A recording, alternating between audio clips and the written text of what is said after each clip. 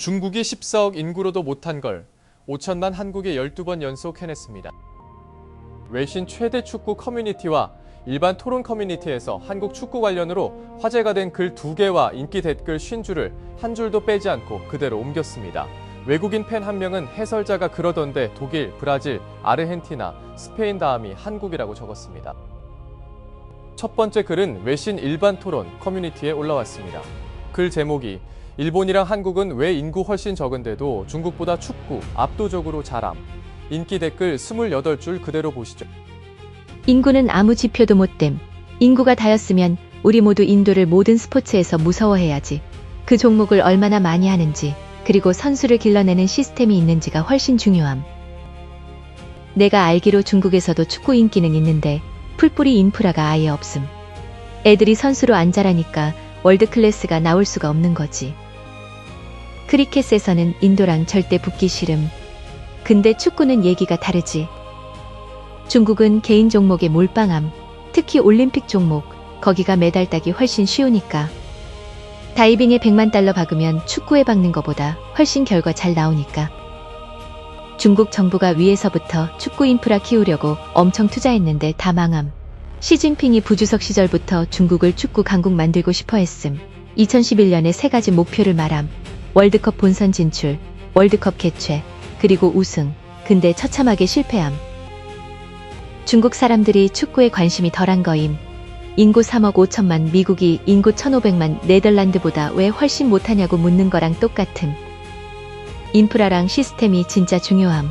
21세기 축구만 본 사람들은 일본이 월드컵 나오는 게 당연한 줄 알겠지만 일본은 1998년 이전엔 본선 한 번도 못 갔음. 한국이 그동안 얼마나 꾸준히 나갔는지 생각하면 진짜 차원이 다른 거임. 중국 애들은 한국이나 일본 애들만큼 축구를 안 함. 시간도 없고 시설도 없고 코치도 없고 대회도 없음. 있어도 퀄리티가 한참 떨어짐. 사람들이 축구에서 인구가 얼마나 중요한지 과대평가하는 것 같음. 14억 있다고 좋은 대표팀이 자동으로 나오는 거 아님. 한국이랑 일본은 오랜 시간 동안 유스 시스템이랑 코칭이랑 축구 문화를 쌓아온 거임. 재능은 어디에나 있는데 그걸 톱 레벨로 꾸준히 키워내는 게 진짜 어려운 거지. 인구는 변수 중 하나일 뿐이지 전부가 아님. 주요 요인도 아니라고 봄. 인구 많으면 재능 있는 애 나올 확률은 높겠지. 근데 그 종목의 문화란 인프라가 없으면 선수로 자라날 가능성은 거의 없음. 한국이 그 2개 다 갖춘 거고.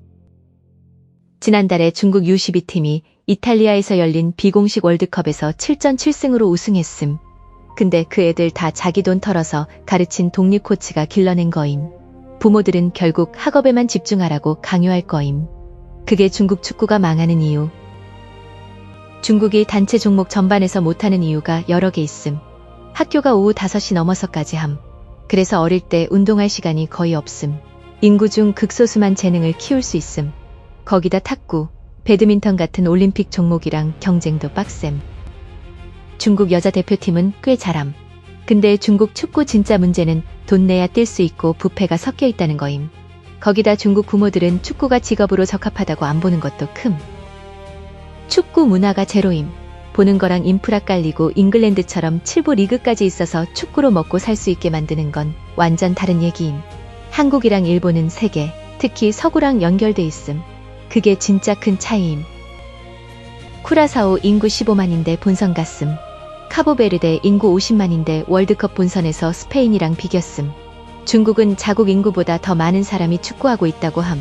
근데 문제는 경쟁적으로 뛰는 사람이 별로 없다는 거. 애들이 다 수능 같은 가오카오에 매달림.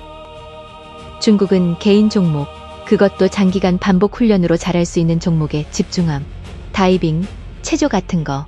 한국이나 일본처럼 축구 같은 진짜 단체 종목 문화는 아예 없음. 중국엔 한국 같은 축구 문화가 없음. 거긴 농구랑 배드민턴이 훨씬 큰 종목임. 축구도 있긴 한데 그 정도 열기가 안 됨. 최소한 인도는 축구보다 훨씬 인기 많은 종목이 있음. 크리켓. 다들 거기서 뛰고 싶어함. 그래서 축구로 인재가 안 가는 거. 한국이랑 일본은 거의 모든 공립, 사립학교에서 축구가 사실상 필수임. 근데 중국은 스포츠가 아직도 그냥 방과 후 활동 정도로 여겨짐. 한국이 학교 체육 시스템 자체가 다른 거임. 일본이 월드클래스 스트라이커 하나 나오면 월드컵 우승도 노려볼 만함. 한국은 이미 손흥민이 있어서 그 단계 넘은 지 오래.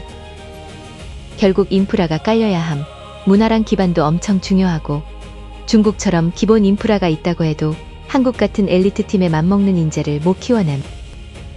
2002년 월드컵이 모든 걸 바꿔놓음. 그전엔 일본도 프로리그 없었음. 한국이 4강 가면서 동아시아 축구의 격을 한 단계 끌어올린 거임. 중국은 같은 효과 노리려고 30대 중반 노장 외국 선수들한테 수십억 박았는데 리그가 그냥 폭삭 망함. 중국엔 일반 애가 프로로 갈 수 있는 공공 구조가 없음. 학업 코스만 있지 운동선수 되고 싶은 애들한텐 그냥 깜깜이임. 선수도 위에서 뽑아서 훈련시키는 방식이라 인구 어드밴티지가 다 박살남. 거기다 부패도 만연하고 국가축구협회는 자국민들 사이에서 웃음거리임. 그냥 인구가 많다고 되는 게 아님. 서로 경쟁할 수 있는 재능의 임계점이 있어야 함. 쇠가 쇠를 갈듯이 축구 문화 없는 나라의 최고 선수들은 결국 해외로 나가서 엘리트 스킬을 익혀야 함. 한국이 이미 그 임계점을 넘은 거고. 축구에선 인구 많다고 별거 아님. 중국은 그냥 한국이랑 일본만큼 축구에 진심이 아닌 거임. 그게 다임. 중국 사람들이 본질적으로 축구 못하는 건 아님. 근데 국가 단위로 보면 유스 프로그램 없고 학교에서 클럽으로 가는 파이프라인 없고 스카우팅 없고 팀 펀딩 없고 U18 훈련 시설 없음. 한국은 그게 다 있음. 중국은 축구에 별로 진심이 아님. 거기다 하위 레벨 인프라랑 부패 문제도 있음. 중국뿐 아니라 우리 대부분이 오해하는 게 키 큰 사람이 축구에서 항상 유리한 건 아니라는 거. 키가 진짜 필요한 포지션은 공격수, 센터백, 골키퍼 정도. 다른 포지션은 속도보다 민첩성이 중요함. 근데 중국 정부는 키 큰 애들만 뽑아서 축구시킴. 한국은 그런 거 없이 그냥 재능으로 키움. 두 번째 글은 외신 최대 축구 커뮤니티에 올라왔습니다. 글 제목이 한국이 12번째 월드컵 본선 진출, 아시아 국가 중 최다 기록 1986년부터 11번 연속, 인기 댓글 22줄 그대로 보시죠. 내가 틀린 게 아니라면 한국은 연속 월드컵 본선 진출 기록 세계 톱 5임. 해설자가 그러던데 독일, 브라질, 아르헨티나, 스페인 다음이 한국이라고 함. 아시아가 다른 대륙보다 상대적으로 경쟁이 덜한 건 맞지만 그래도 진짜 대박임. 세계 5위라는 거. 한국이 진짜 놀라운 게 이 모든 월드컵 경험에다가 아시아 최초이자 유일한 월드컵 4강 진출국이고 박지성, 설기현, 박주영, 홍명보, 안정환, 손흥민 같은 어마어마한 인재들을 배출했는데도 마지막 아시안컵 우승이 1960년이라는 거. 진짜 세계급 레벨에서 노는 거임. 그건 KFA가 개판이라서 그럼. 2024년 아시안컵 진짜 우승했어야 했는데 클린스만이 망쳐놓은 거임. 이 모든 국제 무대 성공이 국내 리그 성장으로 이어지지 않는 거 진짜 미친 일임. 대표팀은 세계 5위급인데. 그게 한국이 아직 기본적으로 야구의 나라라서 그런 것 같음. 사람들이 축구 경기보다 야구 경기에 훨씬 더 많이 가니까. 한국 애들은 야구에 비해서 축구에 관심이 덜함. 손흥민 덕분에 점점 나아지긴 하는데 야구를 넘어서려면 시간 좀 걸릴 듯. 거기다 e스포츠랑 양궁이랑도 경쟁해야 함. 한국이 진짜 다 잘하니까 그런 거지만. 손흥민이 군면제 받게 해준 대회 우승했었음. 그게 아시안 게임이었지. 아니, 손흥민이 아시아에서 이치로나 오타니보다 훨씬 인기 많음. 한국이랑 일본 빼면 동아시아랑 동남아시아에서 축구가 여전히 인기 1위니까. 클린스만 진짜 쓰레기였음. 이제 자국인 감독을 믿고 쓰는 거 보기 좋음. 체코전에서도 지금까지 날카로움. 마무리만 좀 아쉽지 한국이 더 잘하고 있음. 한국이 12번째 월드컵 본선 진출이고 아시아 국가 중 최다 기록임. 1986년부터 11번 연속. 진짜 압도적임. 오타니의 진심인 건 거의 한국이랑 일본뿐임. 한국엔 다저스 팬도 꽤 있긴 함. 다른 아시아 국가들이랑 세계 전체로 보면 축구가 여전히 압도적. 동아시아인 아닌 사람들 중에 손흥민 때문에 토트넘 응원하기 시작한 사람 진짜 많이 만나봤음. 아시아 대부분 야구 안 하고 관심도 없음. 손흥민이 진짜 아시아 전체에서 압도적으로 유명한 거임. 그렇구나. 오타니가 2025년에 광고만으로 1억 2,500만 달러 벌었다고 함. 야구 다음 선수의 25배 정도. 2년 전에 일본 갔을 때 도쿄 어디든 그 얼굴이 다 붙어 있었음. 그래서 동아시아 전체에서 유명한 줄 알았음. 근데 손흥민이 더 위라는 거. 놀라운 통계 하나 본 거 있는데 축구에서 부진하지만 국제대회 4강 진출한 첫 아시아팀이 1956년 올림픽 인도였음. 근데 그 다음 월드컵 4강은 2002년 한국이고 4강 가는 거 자체가 진짜 어려운 거임. 히딩크가 그때 결승까지만 끌고 갔으면 스페인이랑 이탈리아 다 꺾고 진짜 코앞까지 갔었음. 한국이 결승까지 갈 뻔한 유일한 아시아 국가임. 일본도 같지 않음?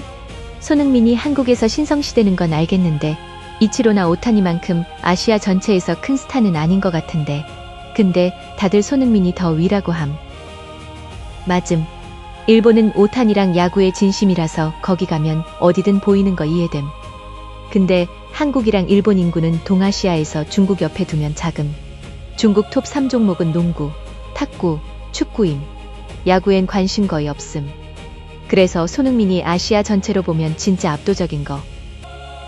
히딩크의 후예라고 부르고 싶음. 한국 감독 후예 말임. 포르투갈은 1966년 동메달 따고 20년 사라짐. 1986년 조별 탈락. 또 16년 사라짐. 2002년부터 꾸준히 본선 진출. 한국은 그 사이에 11번 연속 본선 갔음. 비교 자체가 안 됨. 지난 20년 한국 선수들이 국제적으로 두각 나타낸 이후로 보면 사우디, 카타르 같은 걸프 국가들이 돈은 훨씬 많이 씀. 일본이랑 호주도 경쟁력 있음. 근데 한국이 그 사이에서 꾸준히 톱이라는 게 진짜 대단한 거. 한국은 잔머리 안 굴리고 정정당당하게 뛰는 편임. 그 꾸준함이 진짜 인상적임. 여기까지 외신 최대 축구 커뮤니티와 일반 토론 커뮤니티 두 글 쉰주를 같이 봤습니다. 일반 토론 커뮤니티 글에서 35표 받은 댓글은 인구가 다였으면 우리 모두 인도를 모든 스포츠에서 무서워해야지였습니다. 한국이랑 일본은 오랜 시간 동안 유스 시스템이랑 코칭이랑 축구 문화를 쌓아온 거임이라고 적은 외국인도 있었습니다. 축구 커뮤니티 글에서 296표 받은 댓글은 한국은 연속 월드컵 본선 진출 기록 세계 톱 5이었습니다. 185표 받은 댓글은 해설자가 그러던데 독일, 브라질, 아르헨티나, 스페인 다음이 한국이라고 함이었습니다. 175표 받은 외국인 팬은 한국이 아시아 최초이자 유일한 월드컵 4강 진출국이고 박지성, 설기현, 박주영, 홍명보, 안정환, 손흥민 같은 어마어마한 인재들을 배출했다라고 적었습니다. 다른 외국인 팬은 한국은 잔머리 안 굴리고 정정당당하게 뛰는 편임, 그 꾸준함이 진짜 인상적임이라고 적었습니다. 다른 누구도 아닌 외국인 팬들끼리 적은 글입니다. 저희는 그저 옮겨드렸을 뿐입니다. 저희는 최고의 전문성을 가지고 여러분들께 사실만을 전달드리는 한국 관련 소식 리뷰 유튜버 파이널K입니다. 저희가 리뷰하는 다음 소식도 듣고 싶다면 구독, 좋아요 부탁드립니다.